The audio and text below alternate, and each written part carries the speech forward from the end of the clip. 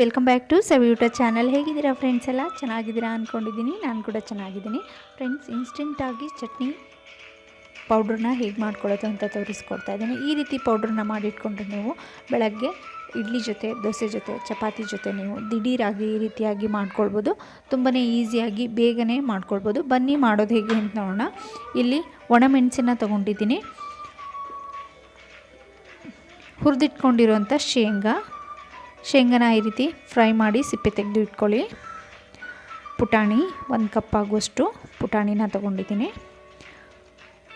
ಒಣ ಕೊಬ್ಬರಿನ ಈ ರೀತಿ ಚಿಕ್ಕ ಚಿಕ್ಕದಾಗಿ ಕಟ್ ಮಾಡಿ ಇಟ್ಕೊಂಡಿದ್ದೀನಿ. ಮತ್ತು ಕರಿಬೇವು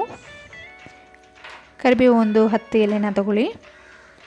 ಹುಣಸೆ ಹಣ್ಣು ಒಂದು ಅರ್ಧ ನಿಂಬೆ ಗಾತ್ರದಾಗಷ್ಟು ಹುಣಸೆ ಹಣ್ಣನ್ನು ತೊಗೊಳ್ಳಿ.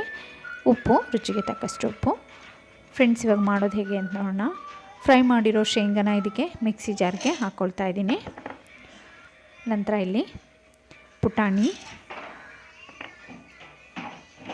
ಪುಟಾಣಿ ಹಾಕ್ಕೊಂಡಿದ್ದ ನಂತರ ಹುಣಸೆ ಹಣ್ಣನ್ನು ಬೇಕಾದರೆ ನೀವು ಇಲ್ಲಿ ಬೆಳ್ಳುಳ್ಳಿ ಕೂಡ ಸೇರಿಸ್ಕೊಳ್ಬೋದು ಫ್ರೆಂಡ್ಸ್. ಬೆಳ್ಳುಳ್ಳಿ ತಿನ್ನೋರಾದರೆ ಬೆಳ್ಳುಳ್ಳಿ ಹಾಕ್ಕೊಳ್ಬೋದು. ಒಣ ಕೊಬ್ಬರಿ, ಕರಿಬೇವು,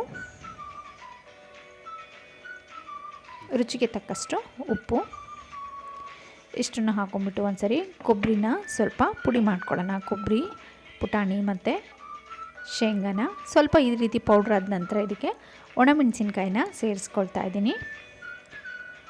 ಫ್ರೆಂಡ್ಸ್, ಇದಕ್ಕೆ ಬೇಕಿದ್ರೆ ನೀವು ಒಗ್ಗರಣೆ ಮಾಡಿ ಕೂಡ ಇಡ್ಬೋದು. ಆ ಒಗ್ಗರಣೆ ಮಾಡಿಟ್ರೆ ಅಷ್ಟು ಚೆನ್ನಾಗಿ ಬರೋದಿಲ್ಲ ಅನ್ಕೋತೀನಿ. ನೀವು ಏನು ಮಾಡಬೇಕು, ಮಾಡ್ಕೊಳ್ಳೋ ಟೈಮ್ನಲ್ಲಿ ಈ ರೀತಿ ಸ್ವಲ್ಪ ಬೇಗ ಒಗ್ಗರಣೆ ಮಾಡಿಕೊಂಡ್ರೆ ಚೆನ್ನಾಗಿರುತ್ತೆ. ಈ ರೀತಿಯಾಗಿ ಗ್ರೈಂಡ್ ಮಾಡ್ಕೊಳ್ಳಿ. ಇದನ್ನು ಫ್ರೆಂಡ್ಸ್ ನೀವು ಒಂದು ಡಬ್ಬದಲ್ಲಿ ಹಾಕಿಬಿಟ್ಟು ಸ್ಟೋರ್ ಮಾಡಿ ಇಡ್ಬೋದು. ಒಂದು 15ರಿಂದ 20 ದಿನ ನೀವು ಯೂಸ್ ಮಾಡ್ಬೋದು. ತುಂಬಾ ಚೆನ್ನಾಗಿರುತ್ತೆ. ವರ್ಕಿಂಗ್ ವುಮೆನ್ಸ್ಗಂತೂ ಬೆಸ್ಟ್ ಅಂತ ಹೇಳ್ಬೋದು ಇದು. ಬೆಳಗ್ಗೆ ನೀವು ಇಡ್ಲಿ ದೋಸೆ ಮಾಡಿದಾಗ ಏನು ಮಾಡ್ಕೊಳ್ಳೋದು ಚಟ್ನಿ, ಅದಕ್ಕೆ ನಿಮಗೆ ಒಂದು 5ರಿಂದ 10 ನಿಮಿಷ ಟೈಮ್ ವೇಸ್ಟ್ ಆಗುತ್ತೆ. ಈ ರೀತಿ ಮಾಡ್ಕೊಳ್ಳೋದ್ರಿಂದ ದಿಢೀರಾಗಿ ಸ್ವಲ್ಪ ನೀರು ಹಾಕ್ಕೊಂಡ್ಬಿಟ್ಟು ಈ ರೀತಿ ಮಿಕ್ಸ್ ಮಾಡ್ಕೊಳ್ಳಿ. ಇವಾಗ ಇದಕ್ಕೆ ಒಗ್ಗರಣೆ ಹಾಕ್ಕೊಳ್ಬೋದು. ತುಂಬ ಚೆನ್ನಾಗಿರುತ್ತೆ.